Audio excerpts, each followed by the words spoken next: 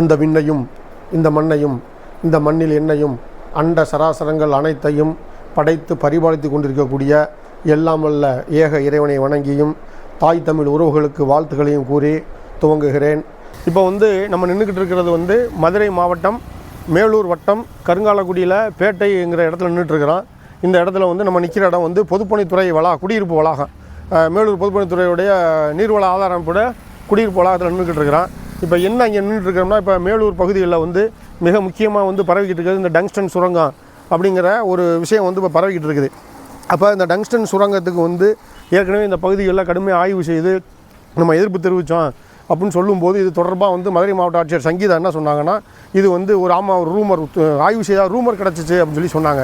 அப்போ நம்ம அங்கேயே என்ன சொன்னோம்னா, அந்த டங்ஸ்டன் எதிர்ப்பு கூட்டமைப்பு சார்பாக நம்ம மனு கொடுக்கும்போது நம்ம அந்த ஆட்சியரை இடைமறித்து சொன்னால், இல்லை இது ரூமர் இல்லை மேடம், ஆய்வு செய்ய நம்ம நேரடியாக அங்கேயே தடுத்து கேட்கும் பொழுது அந்த தொடர்புடைய கிராம நிர்வாக அலுவலருக்கு இது சம்மந்தமாக தகவல் இல்லை, ஊராட்சி மன்ற தலைவருக்கும் தகவல் இல்லை. ஆமாம், காவல்துறையும் நேராக அவங்கள்ட்ட கேட்டதுக்கு அவங்க தங்களுடைய அடையாள அட்டையும் காட்ட மறுத்துட்டு, இது இந்தியா முழுவதுக்கும் நாங்கள் இது மாதிரி ஆய்வு செய்துக்கிட்டு இருக்கிறோம் அப்படின்னு சொல்லி ஒரு ஆங்கிலத்தில் அச்சடித்த ஒரு காகிதத்தை காட்டினாங்க. அதையும் காவல்துறை சரியாக கண்டுக்கிறாமல் அவங்கள அதோடு ஆய்வு செய்ய விடாமல் அனுப்பி விட்டாங்க. அப்படி ஆய்வு செய்துக்கிட்டு இருந்த அந்த 2018, 2019 காலகட்டத்தில் இந்த பொதுப்பணித்துறை குடியிருப்பு வளாகத்துக்கு அருகில் பார்த்திங்கன்னா, இங்கே ஒரு ஆழ்குலை கிணறு தெரியுது பாருங்கள். இது அதே மாதிரி இதிலேருந்து ஒரு 50 அடி தள்ளி அங்கே ரெண்டும் பக்கத்தில் போட்டிருக்கிறாங்க. இதை நல்லா பார்த்துக்குங்க. இது இந்த ஆழ்துளை கிணறு போடும் பொழுது ஒரு வாரம் அந்த ஒரு கிணறு போட்டாங்க. எவ்வளவு ஆழம் போட்டாங்க என்னன்னு தெரியல. அப்போ இந்த கிணறு போடும்போது நம்ம இடைமறித்தோம், இது என்ன பண்ணிக்கிட்டு இருக்கீங்கண்ணா அப்படின்னு. ஏன்னா ஒன்று போடும்போது ஏதோ எதார்ச்சியாக அரசு திட்டம் நலத்திட்டம் எதுக்கோ ஆழ்துளை கிணறு போட்டு குடிநீர் கொடுக்க போகிறாங்க நம்ம நினச்சிக்கிட்டு இருக்கும் பொழுது, திரும்ப ஒரு 50 அடி தூரத்தில் அங்கே பார்த்திங்கன்னா அந்த முள்ளுக்குள்ளே தெரியுது, நல்லா கவர் பண்ணிக்க, அந்த முள்ளுக்குள்ளே தெரியுது பாருங்கள், அது ஒரு 50 அடி தூரத்தில் அதை போட்டாங்க. இது போடும்போது ஒவ்வொரு ஆழ்துளை கிணறுமே ஒரு வாரம் 8 நாளுக்கு மேலே அதை இது பண்ணாங்க. அப்போ அதே நேரத்தில் இங்கே மட்டும் இல்லை, இதே மேலூர் வட்டாரத்தில் நாயத்தான்பட்டி அப்படிங்கிற இடத்துல அங்கேயும் மேலூர் நகராட்சிக்குள்ளே மலம்பட்டின்னு ஒரு ஊர் இருக்குது, அங்கே பக்கத்தில் மலையெல்லாம் இருக்குது, அந்த இடத்துலையும் இது போன்று ஆழ்துளை கிணறுகள் அமைத்தாங்க. அப்போ இந்த மாதிரி மேலூரை சுற்றி பல இடங்கள் ஆழ்துளை கிணறு அமைக்கப்படுது அப்படிங்கும் பொழுது, அன்னைக்கு இந்திய பொதுவுடைமை கட்சியினுடைய தாலுகா செயலாளராக இருந்தால் தோழர் மெய்யர்கிட்ட நம்ம தொடர்பு கொண்டு பேசணும். அப்போ அவர் சொன்னார், தோழர் இந்த பக்கமும் பதட்டமாக இருக்குது, இந்த பக்கமும் இது மாதிரி ஆய்வுகள் தொடர்ந்து நடைபெற்று கொண்டிருக்கிறது அப்படின்னு சொன்னாங்க. அப்போ இங்கே உள்ளூர் பிரமுகர்கள் இது ஏதோ திட்டத்துக்காக இருக்குது, நீங்கள் எல்லாத்தையுமே சந்தேகப்படாதீங்க அப்படின்னு சொன்னாங்க. இங்கே ஒரு வாரம் 10 நாள் இந்த 2 போரையுமே அவங்க 15 நாள் இங்கே தங்கியிருந்து போட்டாங்க.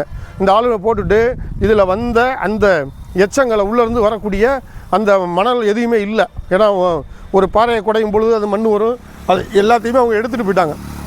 அப்போ இந்த ஆழ்துளை கிணறு தான் அதுக்கான அடையாளமா அப்படிங்கிற அச்சமும் நம்ம பகுதி மக்கள்கிட்ட இருக்குது. அப்போ இப்போ ஏற்கனவே இந்த ஒன்றிய அரசு 2019 அறிவித்து அதை கடந்த நவம்பர் 7ஆம் தேதி ஏலம் விட்டு வேதாந்தா நிறுவனம் எடுத்தது அந்த நரசிங்கப்பட்டியிலேருந்து புலிப்பட்டி வரைக்கும். அப்படின்னா அந்த 2019 அறிவிக்கையில் 2வது பகுதியாக ராசினாம்பட்டியிலேருந்து கம்பாலிப்பட்டி வரை அப்படின்னு போட்டு அங்கே ஒரு 60 இடத்துல ஆய்வு செய்ததாகவும் ஒன்றிய அரசு அந்த அறிவிக்கையில் சொல்லியிருக்கு. அது போன்ற ஆய்வுகள் இதுதானா அப்படிங்கிற ஐயமும் நம்மகிட்ட இருக்குது. அப்போ இந்த ஆய்வு செய்துக்கிட்டு இருக்கும்போது கூட இந்திய பொதுவுடைமை கட்சி அன்றை மாவட்ட செயலாளரும் இன்றைக்கி அந்த இந்திய பொதுவுடைமை கட்சியில் மாநில கட்டுப்பாட்டு குழுவில் இருக்கக்கூடிய தோழர் காளிதாஸ் அவர்கள் தலைமையில் மேலூரில் கருப்பு கொடி ஆர்ப்பாட்டம் நடத்தி அவங்களும் ஒரு 25 நபர்கள் கைதானாங்க அந்த காலகட்டம் 2018-19. அப்போ இப்படியான தொடர்ச்சியாக இது போன்ற ஆய்வுகள் மக்களுக்கு தெரியாமையே, மக்களுக்கு எந்த தகவலும் இல்லாமல், அந்தந்த பகுதியில் மக்கள் பிரதிநிதியாக இருக்க ஊராட்சி மன்ற தலைவர்களுக்கும் அறிவிப்பு இல்லாமல், அந்த கிராம அரசு பிரதிநிதியாக இருக்கக்கூடிய கிராம நிர்வாக அலுவலர் உள்ளிட்ட எந்த ஒரு அரசு துறைக்குமே தகவல் இல்லாமல் இது மாதிரியான கமுக்கமாக நடந்த இந்த ஆய்வுகள்னால இன்னும் இந்த பகுதியை ஒன்றிய அரசும் இது போன்ற கனிம வள கொள்ளை நிறுவனங்களும் சேர்ந்து என்ன செய்ய போகுதோ அப்படிங்கிற அச்சம் அனைவரும் நிலவி வருது.